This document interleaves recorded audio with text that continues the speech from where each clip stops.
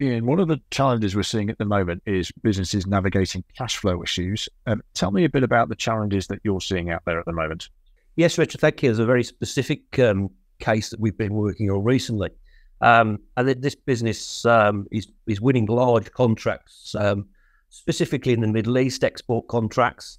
And I think what we've seen is the sales team have been winning the contracts, but to do that, they've actually been negotiating or agreeing to extended credit terms. So typically, we've gone from 30 days to 60 days, which is fine, but there doesn't seem to be any correlation between the sales team and the finance team, and that obviously has implications. So 60-day terms might mean that facility limits are breached, and obviously that causes headaches for the finance team.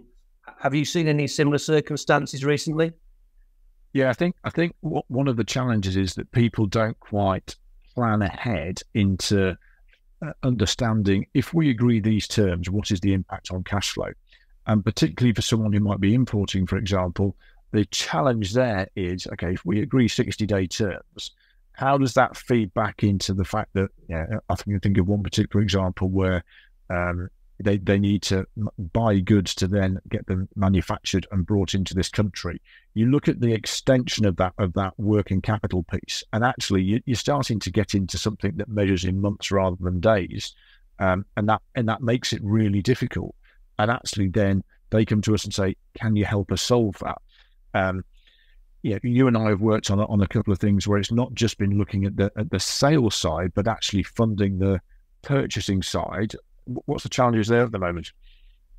I think on the purchasing side, it's often lack of working capital, and that's where our expertise come in to actually understand the full trade cycle and ensure there's sufficient net cash there to fund the front end of the trade cycle, which hopefully then flicks into a sort of a receivable that can introduce additional working capital in the business. But it's actually sort of getting this whole trade cycle funded and understanding that. And that's where our expertise comes in, I think.